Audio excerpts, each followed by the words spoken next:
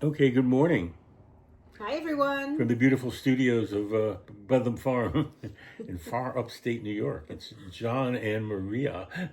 We do not have tens of millions of people on our podcast here, but we're liking it. And we figure out we can't really do Fridays. We just get too busy on Fridays. We forget. Well, yeah. So when something strikes us, we're going to do at least one a week. Probably that's all. But when something strikes us, like we did this weekend, we're going to talk about it. I just want to open up by saying the story really begins when we were driving along somewhere, and one of us said to the other, "Gee, you should really go to Alabama and see the G's Bend Quilters. You were talking about them, how much they thought they were wonderful." I think we were on the way back from a G's Bend exhibit in the Bronx. That's what I think. I think we were driving home on the Taconic Parkway, and we were talking about it. And you said you should go and do a workshop with them. I was trying to be modest. And I said, well, I don't know if I want to do a workshop. I don't really blah blah blah. Yeah, you're very against it. And you got on the phone and as the car was rolling along. As we were driving I down called G's Bend in Alabama. You did. You got on the phone and you found G's Bend, and they had a phone number, and Marianne picked up, and you talked to her and you said, my wife is a quilter. She's very inspired by your quilts, and she'd love to. You were horrified. I thought, oh my God, he called him. What's going on? I'm like, yeah, we can do that, but not right now. Maybe like 10 years from now. And she said, okay, well, we can set something up. And she said where I could come and we could work together. She said they didn't have any workshops that were going on at the time. And so she said, you can just come stay at my house. And that's what happened. I know. This is her first exposure to early John Katz in the relationship. It was like, okay, maybe someday. And you're like, no, you should really do this. You should. And you called her up and you're like, I really want to do this for my wife. She really, blah blah blah blah blah. You did your spiel, and then it was, so they didn't have any workshops. There are no motels or hotels or any place to stay in G's Bend. And so I stayed at Marianne's house. And you took the plane, and you rented a car and did all this crazy stuff. I took a plane, rented the car, and I guess that's what you do. I remember when I was renting the car, and I told I was looking at the map, and I told the woman who was renting the car where I was going, and she said, why would you want to go there? Like I was going like into the middle of nowhere, And she told you, well, everything's not working in the house, the bathroom's not working. She said, I don't care, I'm coming anyway. I called up and I said, okay, I'm coming. I'm going to be coming next week. And she's like, well, but G's Bend, is very important to you. We should get back on my track goodness, here. yes. Very important to you. It's one of the first time you really got excited about making quilts. Well, when I saw it's when I you should say a word about who these people are. I saw the catalog. From a show that was at the Whitney Museum. So G's Bend is a little town, kind of an isolated town in Alabama, and it's a group of women who have been making, and I think there's one or two men who have been making quilts for hundreds of years, and someone, I can't remember the name of the guy who did it, but someone went down there and saw their quilts and said, oh, these quilts are amazing. They're like modernist paintings. And the New York Times crazy did a big piece about it. Well, they got a show at the Whitney, and they sold a lot of them for, much money, and there was a lot of, some controversy and all that goes along with it. But anyway, they're still making quilts, and that's like the important thing. And they're still making them in their way, which is intuitive. It's, you do what you feel like doing, you do what feels right, and no one can tell you what to do. And I think that is why. That's your motto. Well, that's why they were so important to me, because it really, making quilts that way really taught me how to trust myself, how to trust my own intuition. And it went from not just my art, but into my own life. And it built up my confidence in a way. When I went to G's Bend, it was like it was like my Mecca. This was the place that started me doing what I'm doing, and I'm doing it because I saw that. So yesterday, we drove down to Stephentown, New York, a couple hours away. Spencertown, and the two churches were having a display of their stuff. That's the third time I think we've actually gone to see their stuff. Yeah, I think when it was it the does come third, up here. either the third or the fourth time. And it's kind of legendary already. And the thing that's so interesting about it to me, aside from the obvious, is how they have evolved. They're now a big deal, and they got hold of the slick promoters, and they're making a fortune, and they're their quilts They are have these big tens of thousands of dollars. workshops and that go But they're on still for 5 basically days. these kind of poor, children of slaves, really, what they were, and they have a great story about coming out of that poverty and making it big. So they're different now. I mean, they're I wouldn't say slick, but they're big time. They're the same. I mean, Mary Ann, who I stayed with, she and another woman are doing the workshops, and I heard a woman who was talking at one of the exhibits yesterday, and she said she went to one of their retreats, and she said they were just so good and so kind and so so nice to be around. There's nothing pretentious. There's nothing Right. snooty. They're just real, just like real people. And they could be at this point. They could be snooty because they're selling their quilts for a lot of money and they get a I lot know you're more snooty, attention. and they're not snooty now. That's how that works. But I think the thing that was interesting for me sitting outside of this was that you've grown up together. They've grown up to become efficient and secure. They were totally broke then, and they have money. They're going to be around a long time.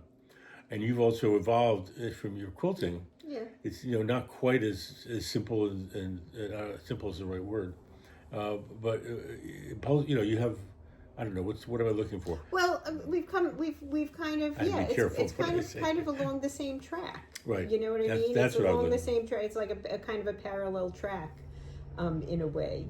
Of course, they've been doing it much longer. And have their ties to quilting that go back. But it's become to the their cornerstone ancestors. of your work. Not only the quilts, but it affects the way you make anything. Absolutely, and it has to Pothole. do. I see it in the potholders too. Absolutely, it has to do with trusting your intuition and working with your intuition and being confident in your own decisions. And it has helped me to do that not only in my art, but it's translated into my life.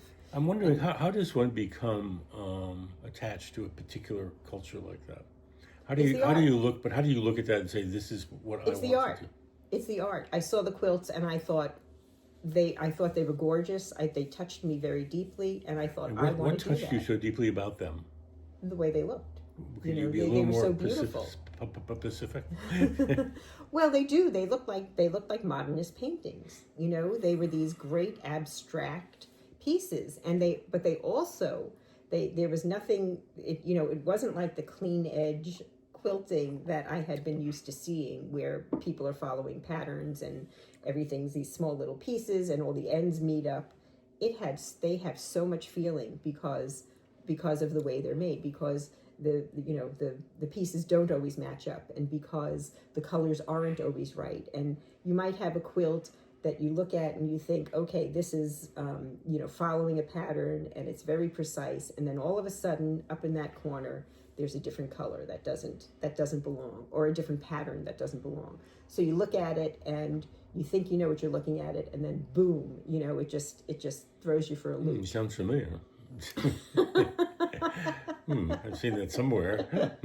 or the pieces aren't even. They're full of emotion. They are just full of emotion, which is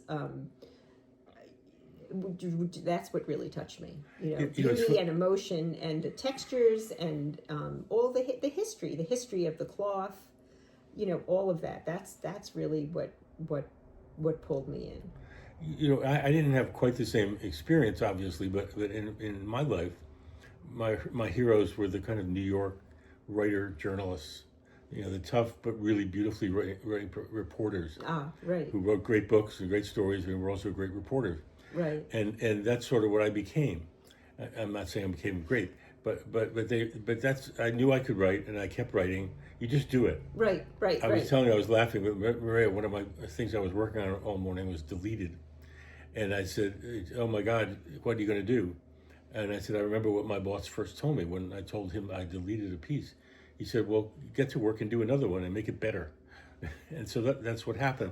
those people really got into me. But that's the difference, and this is the same thing. I'm just like when I was maybe in high school, I took a quilting class, and I said to myself, I am never doing this again because it was not for me. It was so precise, and it was just not something I was interested in doing.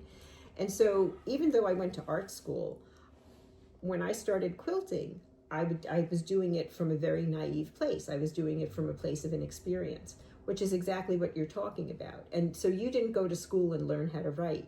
And your teachers, how you did learn how to write is you started doing it. And your teachers were the people who, were the reporters. They weren't in the school. They weren't, you No, go none to of university. none of them went to writing school ever. There wasn't that kind of And they didn't care about spelling either. Or that kind of thing. It wasn't literary. It was like writing. Right. It's like it was really good writing combined with life. Uh-huh. And that was their Real. goal. I remember the one course I ever did take was John Updike. He had a class, and I got into it, just a one-timer.